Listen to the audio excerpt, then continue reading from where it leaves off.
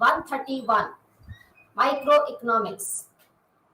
This paper code is BECC 131 Microeconomics. In today's session, we will discuss about Block 3, Unit 7 Theory of Production. In previous sessions, we had discussed that the first topic was scarcity and choice, and next we have discussed in earlier sessions elasticity of demand, theory of demand, elasticity of supply, theory of supply, applications of demand and supply, cardinal utility analysis, and ordinal utility analysis. Now uh, this is the topic of producer equilibrium, or it is related with producer aspect. Demand theory, cardinal utility, ordinal utility, all these concepts were related with consumer behavior. But production and theory of production is related with producer behavior. So, in today's session, we will discuss about all these things like theory of production, what are the various laws of production, short run law, long run law, and if only one factor is variable factor, and if all factors are variable factor, what theory of production will applicable in economy. So let us start from the first topic, theory of production. In theory of production, you know that production is the process in which we convert raw material into finished goods. Production is that process in which a value of any commodity or utility increases. So production is process that create or adds value or utility. It is the process in which input is converted into output. What is the meaning of input?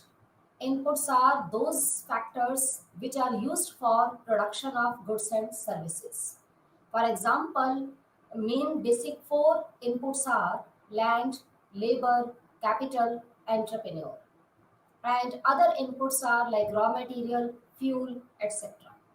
And output, what we get from input, that is called output. So output means the goods and services produced such as soap, omnicar, etc. So input is always used for getting output.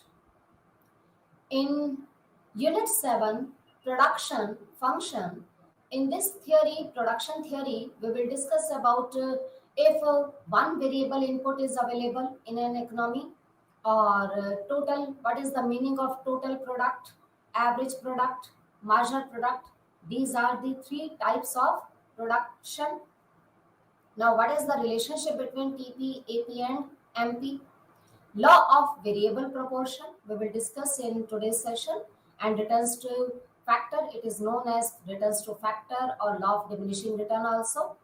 And three stages of this law of variable proportion, and we will explain all the stages like increasing return, constant return, diminishing return, and then we can conclude that what we have discussed in today's session.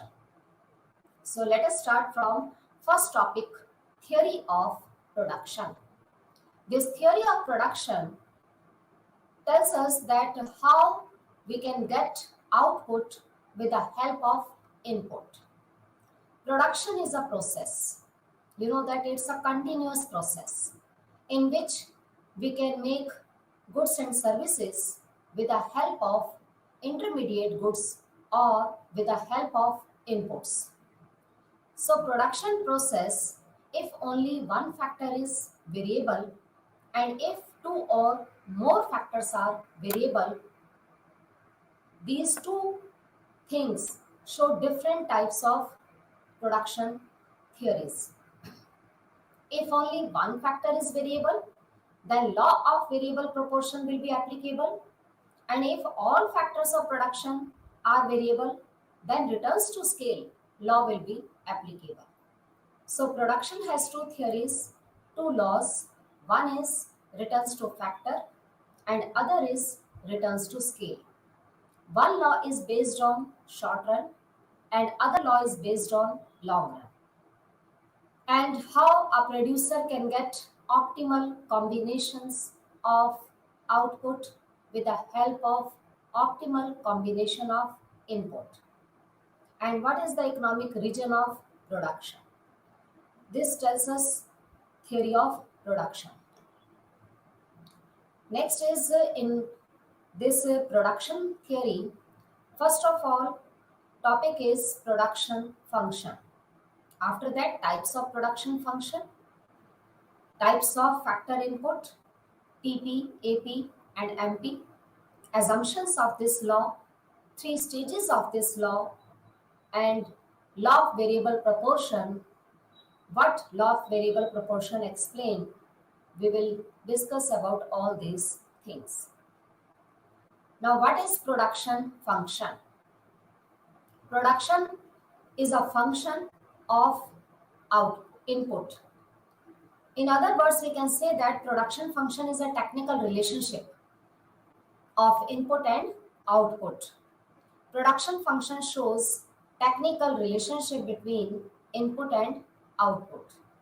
Or in other words, production function shows technical process in which inputs are transformed into output. In an optimum way, during a specific period of time, we can get output with the help of input. Output we can denote by Q. Here Q refers to output. Output is the function of input.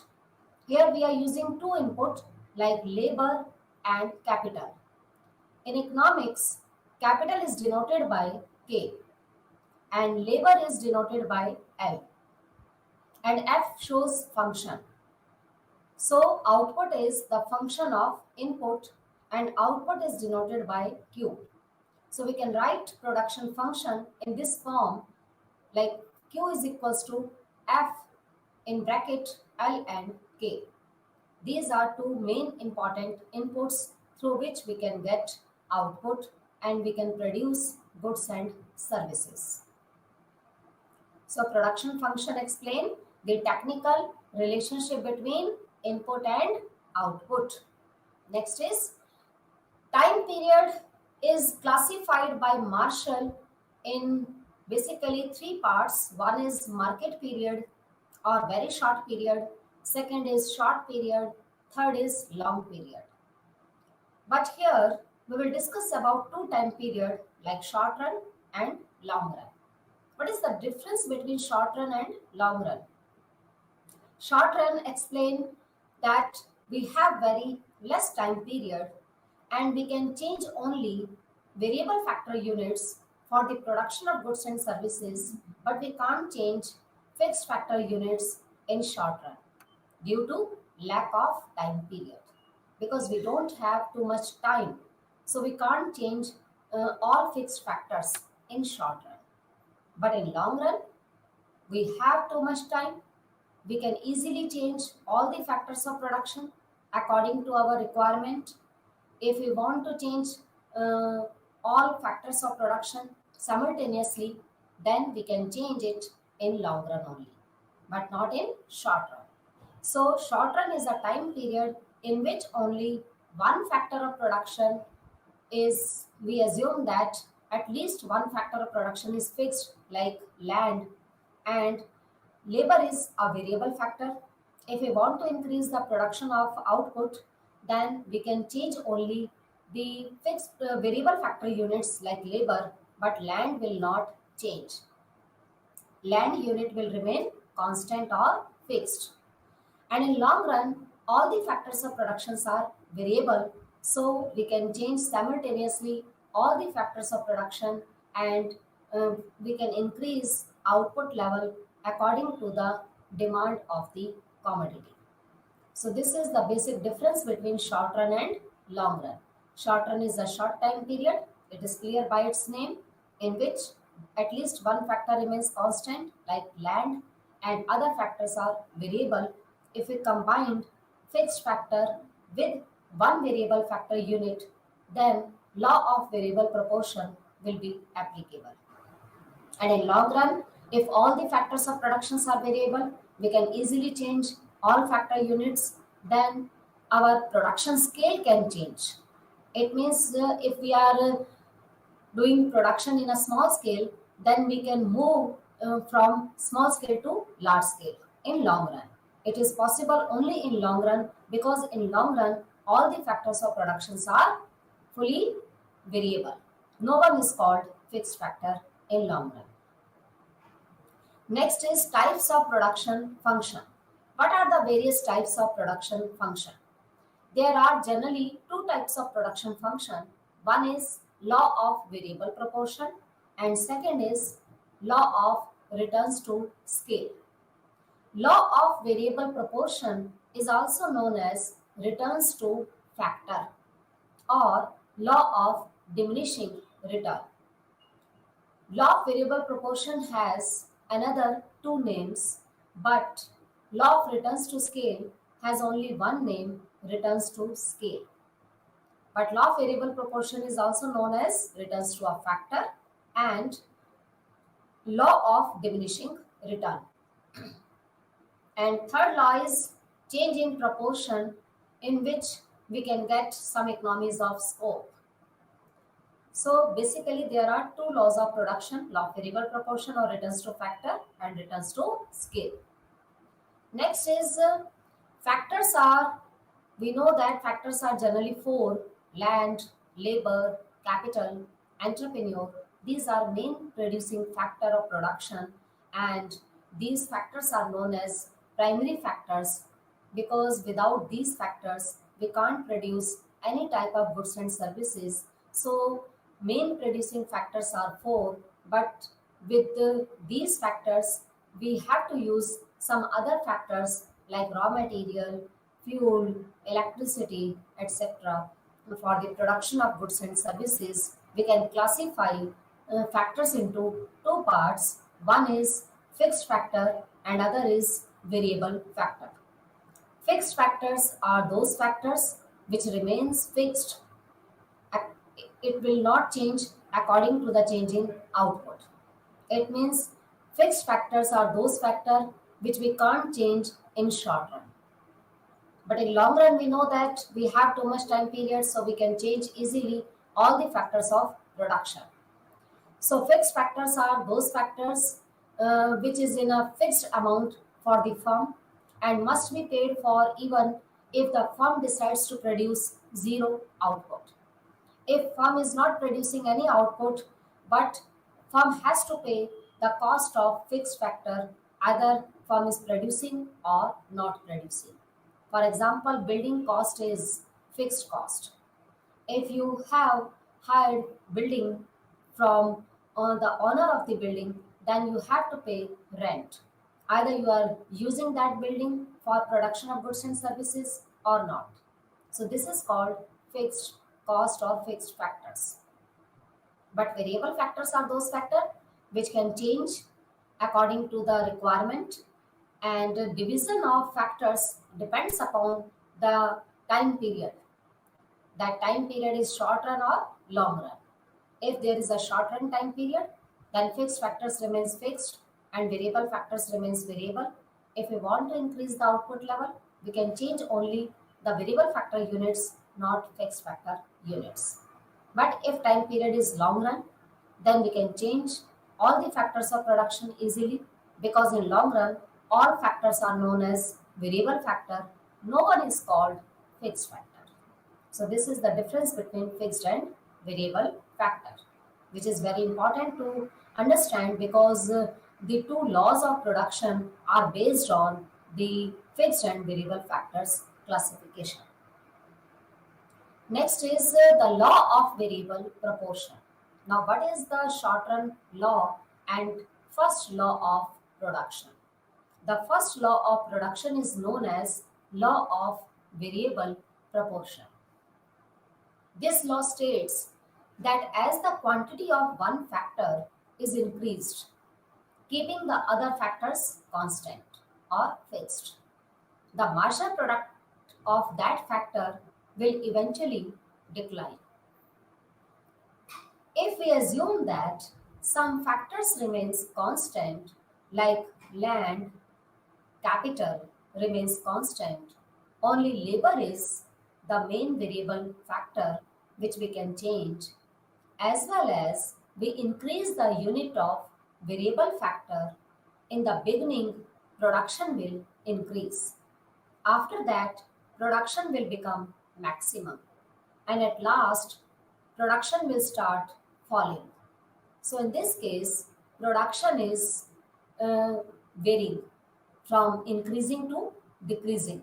So this is known called law of variable proportion. In other words, we can say that if we assume that keeping other factors fixed, the law of variable proportion explain the production function with one factor variable factor or one factor variable or input. Factors are also known as inputs. In the short run, when output of a commodity is sought to be increased, the law of variable proportion comes into operation. Advertisement, this tendency in the theory of production called the law of variable proportion. So law of variable proportion generally applicable in short run, in which some factors remains constant and one factor is variable factor. If we increase the number of units of variable factor, but fixed factor we can't change because there is a short time period, then as well as we increase the number of unit of variable factor, then in the beginning production will increase. After that, production will become maximum, and at last production will start falling. So this is known as law of variable proportion or returns to factor or law of diminishing return, because keeping the other factor fixed, the marginal product of the factor will eventually decline. So we can say that it is also known as law of diminishing return.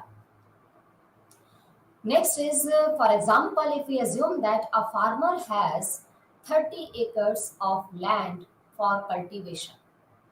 Land, you know that it's a fixed factor. In short run, you can't change the units of land. Investment in the form of tube well and machinery is also fixed. Only labor is the variable factor in this example. So if we have a particular piece of land area, we can't change that land area, but we can change only variable factor units like labor, as well as labor unit increases, but fixed factor unit will not increase according to the increase in variable factor. In that case, production will increase in the beginning. After that, it will become maximum, and at last, it will start falling because the coordination between fixed and variable factor will be poor, so that in at last production will always decline or diminishes. So this is the example of law of variable proportion, which is applicable only in short run, not in long run. And this law is universal. And what are the assumptions of this law? This law is based on some assumptions, some hypotheses. First is only one factor is variable factor, which is labor, and other factors remains constant. Second thing is all units of variable factors are homogeneous. Under this law assumed that all units of labor are homogeneous, which is not possible. You know that all labor's skilled knowledge and their efficiency and their capacity are totally different. So all units of variable factor are homogeneous. This is not possible in real world, but according to this assumption, we have to assume that this law will be applicable when we take this assumption that all units of variable factor will homogeneous or same. Third is there is no possibility of change in technology. Here we have assumed that there is no change in technology. And next assumption is it is possible to vary proportion in which different inputs are combined. It means we can change only variable factor inputs with the keeping other factors constant. Next is the products are measured in physical units like quintals, tons, etc. These are the assumptions of law of variable proportion. Now, next is the table. This is the schedule of three types of production: TP, AP, and MP. Total production, average production, and marginal production.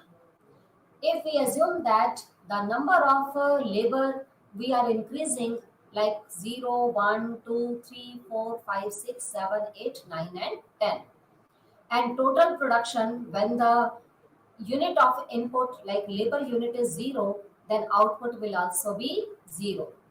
As well as the number of unit of labor increases, total production will increase in the beginning like 0 to 3, 3 to 7, 7 to 12, then 16, 19, 21, 22, 22. Here 22 is the maximum stage of output. After that, production start falling 22 to 21 and 15. Now, how we can get average product? Average product is the per unit output of variable input, and AP can be calculated by dividing total product to units of labor. If total production is divided by labor, then we can get average production. For example, 0 is divided by 0, then what will we get? 0. 3 divided by 1 is equals to 3. 7 divided by 2 is equals to 3.5. And 12 divided by 3, 4. So we can calculate average product by dividing total product to units of labor. And marginal product is the net change in total production, and marginal product shows the net addition or net change if we increase one more additional unit of input by getting more output. So MP shows net change in total production. How we can calculate MP? MP calculate by using the formula like TPN minus TPN minus 1 or delta TP upon delta Q. For example, here 0 and 3, what is the difference in between of this? 3 minus 0 is 3. 7 minus 3 is 4. 12 minus 7 is 5. 16 minus 12, MP will be 4. 19 minus 16, MP will be 3. Here, MP can be 0, can be negative, but TP can never be negative, AP can never be negative, but MP can be 0 and negative. At 0 level of unit, total production, average production, and marginal production will be 0. If you are not producing any commodity, if you are not using variable input, then output will be 0. So MP can be 0, can be negative. Here, three stages we can find that in the beginning, marginal production is increasing like 0, 3, 4, 5. Here MP is increasing. So this is known as first stage of production, increasing return. After that, marginal production is diminishing. 4, 3, 2, 1. This is the diminishing stage, declining stage. So second stage is known as diminishing return. And in third stage, output is negative. MP is negative. So this stage is called third stage, negative return stage. So there are three stages of law of variable proportion. One is increasing return stage, second is diminishing return stage, and third is negative return stage. Next is what is the meaning of total product, marginal product, and average product? You know that here three stages we have defined that in stage 1, TP increases at increasing rate, then at diminishing rate. When TP increases at increasing rate, MP also increases, AP also increases. So in the beginning or in stage 1, TP, AP, MP all increases. So TP increases, MP also increases, and AP continues to increase and become maximum.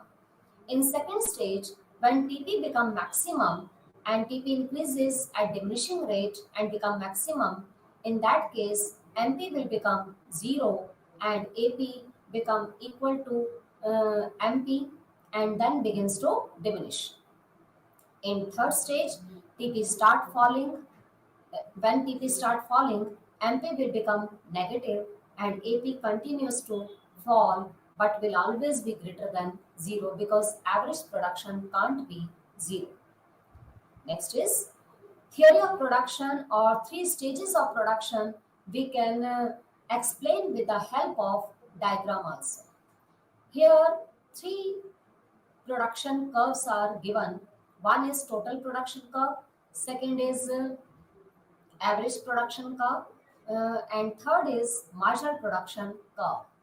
Here, first diagram, which is start from the origin, and in the beginning, this curve is showing that we are getting first stage of production when TP increases, AP increases, MP increases. In second stage, when TP become maximum, this is the maximum point, TP become maximum. In that case, when TP is maximum, MP will become 0. AP continues to fall. And in third stage, when TP start falling, MP will become negative. So these are the three stages of production which we can explain with the help of this diagram. TP curve nature is always start from the origin, and in the beginning it will increase. After that it will reach at maximum point, and after that it will start falling. AP also start from TP point, and AP will increase in the beginning. After that AP falls. MP, when AP rises, MP rises before then AP, and then when AP falls, MP also falls, and before then AP, MP falls, and MP can be 0, can be negative, so MP can touches to x-axis and it can go beyond x-axis because MP can be 0 and can be negative, but AP can't be 0 and negative. So these are here first stages when TP, AP, MP all are increases. Second stage is diminishing return where TP is maximum, MP is 0 and AP continues to fall. And third stage is when TP start falling, MP becomes negative and AP will fall continuously. On x-axis we will write units or inputs, and on y-axis we will take production like TP, AP and MP. Next is reason for law of variable proportion. What are the reason for the applicability of these three stages of production like increasing returns to factor, constant returns to factor or diminishing returns to factor, and negative returns to factor? What are the three reasons behind the applicability of these three stages of production? Now, first is increasing returns to factor. This is the first stage of production. Why this stage is applicable? In short run, there are three reasons behind this. Number one is better utilization of fixed factor. In the beginning, when we have fixed factors with variable factor units, so in the beginning, when we use better utilization, if we are using better utilization or resources are underutilized, then we have chance to use optimally or efficiently, then in the beginning production will always increase. Second is increased efficiency of variable factor. It means if we are using variable factor units efficiently or in a very efficient way, then production will increase in the beginning. So increasing return stage will be applicable. And the third main reason is indivisibility of fixed factor. You know that fixed factors are indivisible, which can't be divided into small parts. So if we are not dividing fixed factor units and keeping other factors constant, only one is variable factor. So in first stage, production always increases. That's why this law increasing returns to factor will be applicable. Now second is diminishing returns to factor. Diminishing returns to factor is called second stage of production. In this stage, you know that TP will become maximum and MP will become 0. This stage is applicable due to these two reasons. One is optimum combination of factor. If we have optimally use all the available fixed and variable factor units, then production will become maximum, TP will become maximum. At that time, MP will become zero. And imperfect substitute means resources are not perfectly substitutable. We can't substitute land for labor or labor for land. It means land and labor, both factors are not perfectly substitutable. It means we can't do that labor unit, we can increase only, and labor is not the substitute of land. If land is fixed and labor is you are increasing or one by one, then there will be uh, when we will reach at the maximum point or optimal point, after that production will start falling. So in this stage resources are not perfectly substitutable. That's why this law of variable proportion applicable. And third is negative returns to factor. This negative returns to factor uh, law is applicable due to these three reasons. One is limitations of fixed factor. Here we have taken this limitation that labor is variable and land is fixed. We can't change the units of land, we can change only the units of labor. In the beginning, the coordination between land and labor will be good, so increasing return will be applicable. When we use efficiently all the available resources, then production will become maximum. This is known as second stage. And at last, when the coordination will become poor or poor coordination between fixed and variable input, in that case, production will start falling and we will get negative return stage. And if there is a decrease in efficiency of variable factor, then obviously negative return to a factor law will be applicable. So these are the three reasons behind the applicability of various stages of law of variable proportion. Now next is these three stages we can explain with the help of this diagram also. You know that TP always start from the origin, and in the beginning TP increases, and at H point TP become maximum, and after that TP start falling. And AP start from the origin, AP always increases in the beginning and then falls. MP start before, MP also increases in the beginning, and there is a relationship between AP and MP. When AP increases, MP also increases and more than increase in AP. And when AP falls, MP falls before than AP. And where both curve intersect each other, here is the equality or equal. Here both are equal, AP and MP both are same or equal. So in first stage, TP, AP and MP all are increases. And in second stage, where TP become maximum, MP will become zero. This is known as second stage of production. And in third stage, when TP start falling, MP will become negative. This is known as third stage of production. But AP can't be zero, can't be negative. So stage one of increasing return, the first stage of law of variable proportion is generally called the stage of increasing return. In this stage, variable factor like labor is added to fixed input like land, and the total production increases at a point at an increasing rate. The total production from the origin, it start from the origin and to the point of inflection. This is the point of inflection where TP is increasing at an increasing rate. After that, TP increases by diminishing rate, and at last TP start falling. And what are the causes behind this? We have already discussed all the causes of increasing return, constant return, and diminishing return to a factor. Now next is theory of production. In this theory of production, we have explained the relationship between input and output.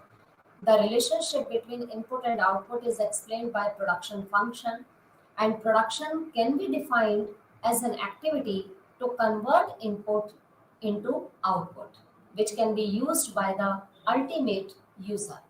The main objective of producer is to earn maximum profit while producer engaged in the production activities.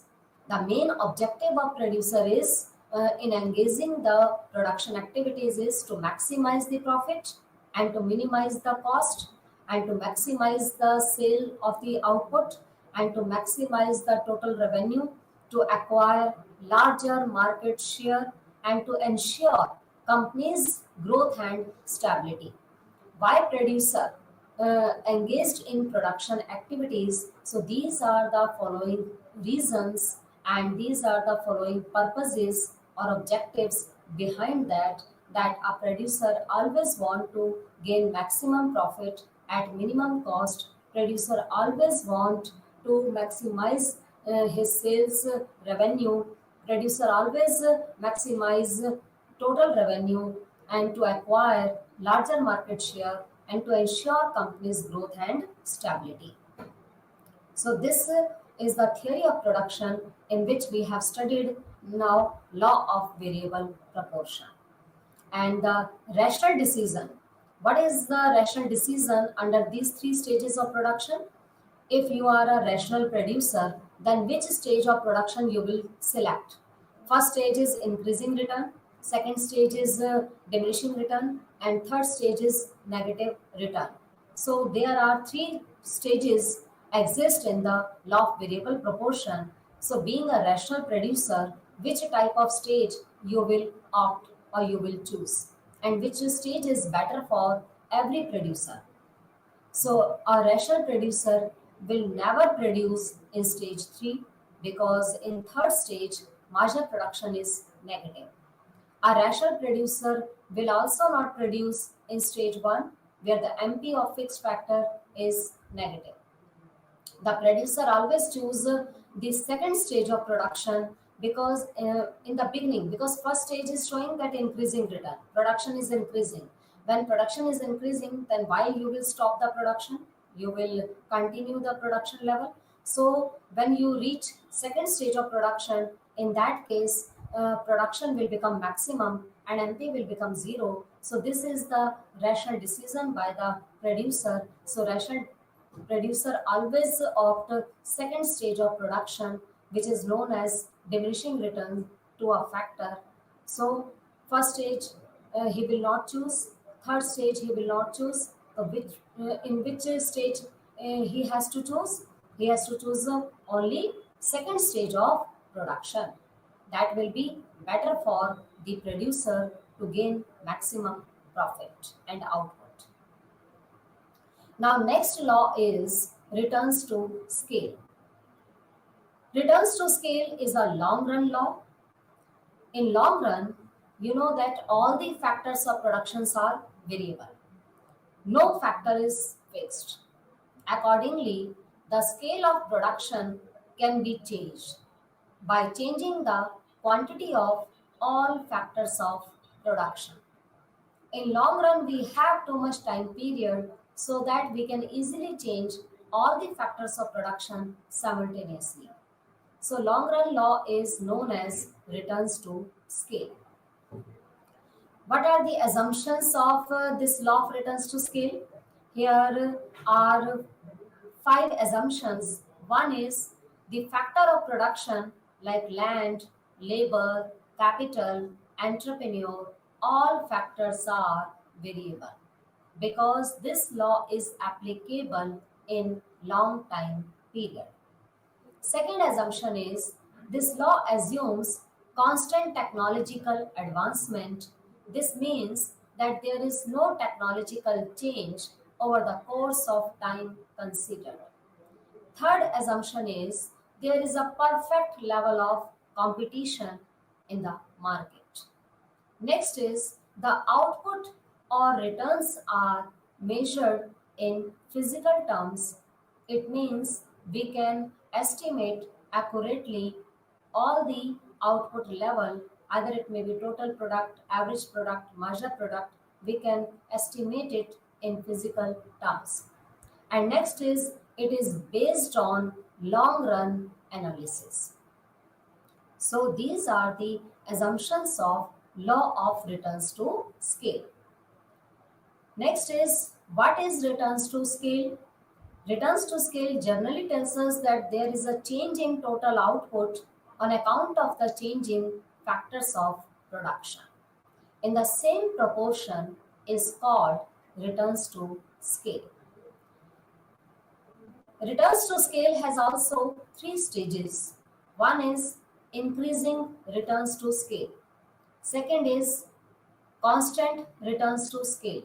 And third stage is diminishing returns to scale. There are three stages of returns to scale. Increasing returns to scale, this stage will be applicable when we will use less input and we will get more output.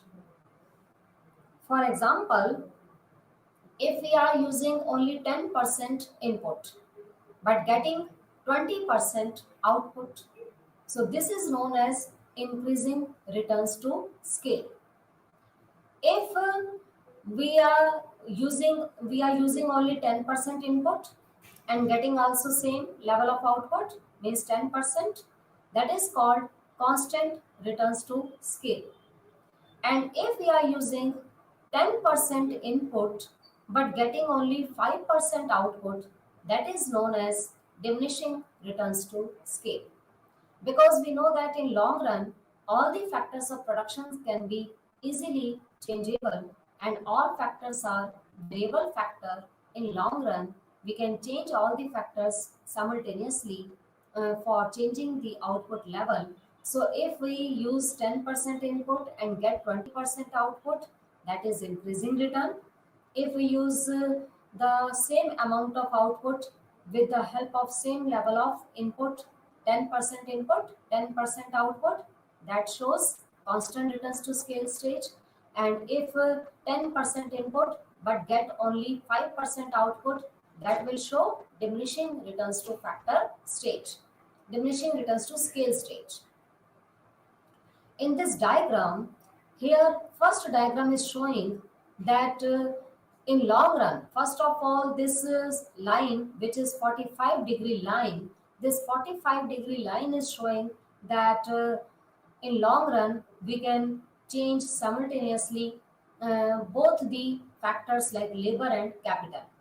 If labor increases, capital also increases. If number of units of labor decreases, capital can also decrease. So both factors can be changed simultaneously and in the same proportion, so that expansion path will be 45-degree line, because all factors are variable. And here this downward sloping curve, this downward sloping curve is showing isoquant curve. This isoquant curve shows different combinations of two factors of production which gives same level of output to the producer. Here, four isoquant curves have drawn IP1, IP2. We can show IP or isoquant IQ, we can denote by this. So here, isoquant curve is, first isoquant curve is showing 10 unit of output, and second isoquant is showing 20 unit of output, third isoquant is showing 30 units of output, and fourth isoquant is showing 40 units of output. It means we are increasing output level as well as isoquant curve become higher, it will show higher level of output, and lower isoquant shows lower level of output. If we are using less input but getting the same level of output, that shows increasing returns to a increasing returns to a scale. Second is, if you are using same amount of input and same amount of output you are getting, that will show constant returns to scale.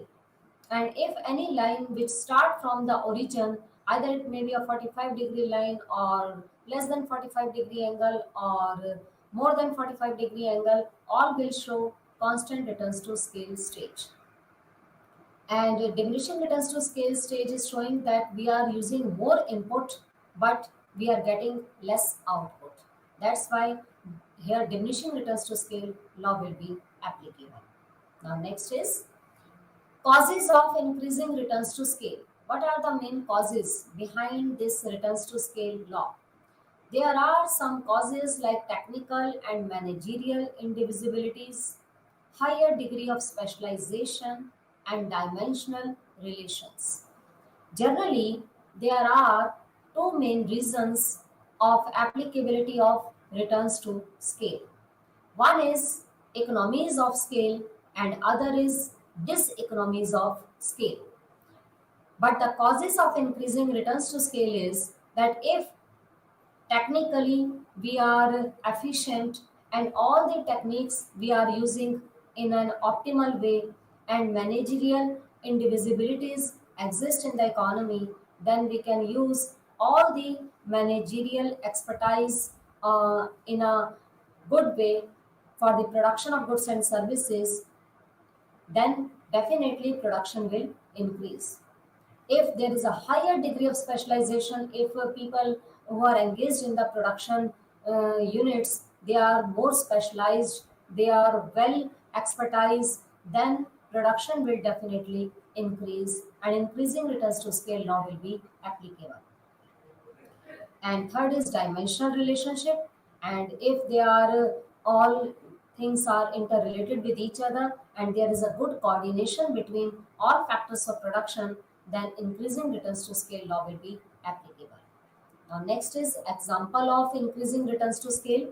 If the amount of inputs are doubled and the output increases by more than double, it is said to be increasing returns to scale. When there is an increase in the scale of production, it leads to lower average cost per unit produced as the firm enjoy economies of scale. Now, what is economies of scale? There are three stages of returns to scale. One is increasing returns to scale. Second is constant returns to scale. Constant returns to scale law will be applicable when percentage increase in all factor input causes equal proportion increase in output. For example, if we use 10% input and get 10% output, the ratio of input and output both are same. So it is known as linear or homogeneous production function. Constant returns to scale operates when firm has achieved the point of maximum capacity. And so this stage occurs due to combined effect of economies and diseconomies of scale. And the third stage is diminishing returns to scale, when the percentage increase in all factor inputs causes proportionately less increase in output. For example, if we use 10% input but get only 5% output, here the percentage of input is more but the percentage of output is less. So it will tells us that diminishing returns to scale law is applicable. Generally, there is a level after which output increases at a smaller proportion as compared to increase in the amount of factor input. So these are the three stages of returns to scale. One is increasing returns to scale, second is constant returns to scale, third is diminishing returns to scale. Now we can show these three stages in a single diagram. Here, first stage, when marginal production is increasing, that will show increasing returns to scale. After that, this here is the constant or horizontal line, which is representing that constant returns to scale law is applicable. And after that, marginal productivity is falling, it will show diminishing returns to scale. So in the beginning, total production, average production, marginal production, you know that increases when input are less but output is more, increasing returns to scale will be applicable. When input output ratio both are equal, constant returns to scale will be applicable. When inputs are more than output, then diminishing return stage will be applicable. So these three stages can be uh, presented by this single diagram. Next is economies of scale and diseconomies of scale and returns to scale. Returns to scale law is related with economies and diseconomies of scale. Economies of scale indicate that long run average cost decreases, which corresponds to increasing returns to scale in terms of production. Economies means benefits. Economies of scale means advantages. As well as a firm expand its size or expand its business activities in the beginning or due to economies of scale, firm will get more benefits. And this economies of scale indicates that long run average cost increases, which corresponds to decreasing returns to scale in terms of output. And constant returns to scale for production terms results when long run average cost neither increases nor decreases, that will show constant returns to scale stage. So returns to scale law basically depends upon this economies of scale and diseconomies of scale. If there is economies of scale exist in the economy, then increasing returns to scale law will be applicable. But if economies of scale converted into diseconomies of scale, then diminishing returns to scale law will be applicable.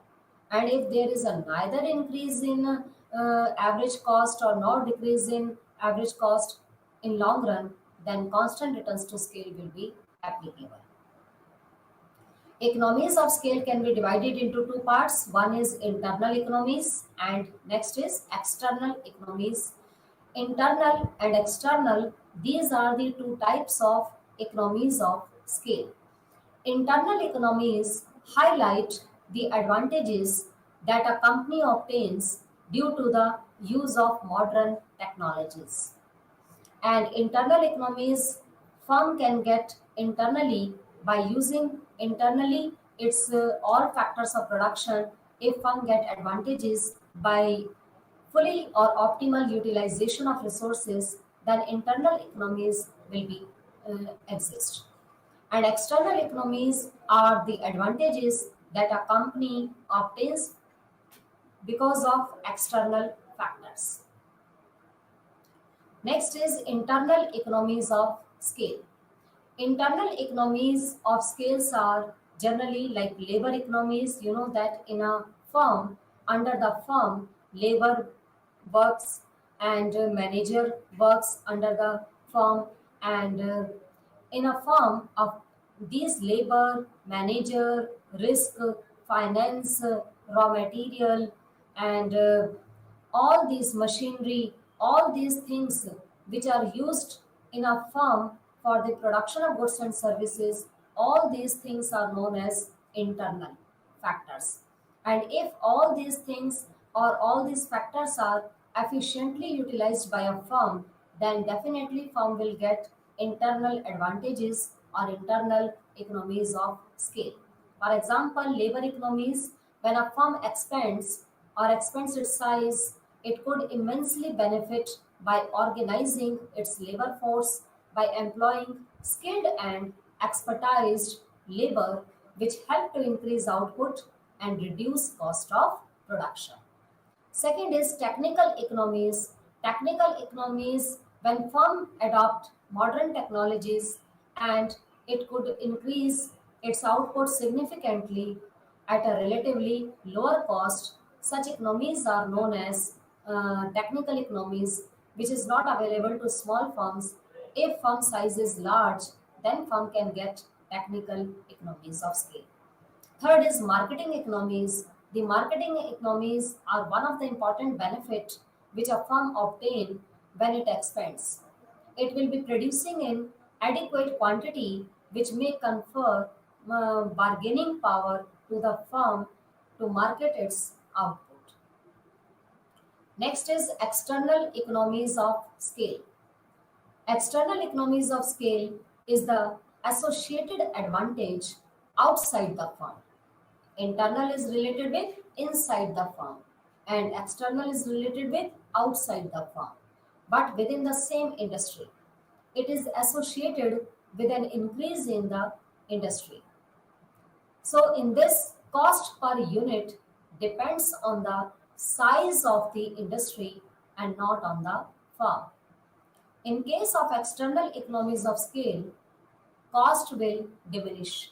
That's why this long run average cost is downward sloping, which is showing that if a firm is getting external economies of scale, then cost will definitely falls.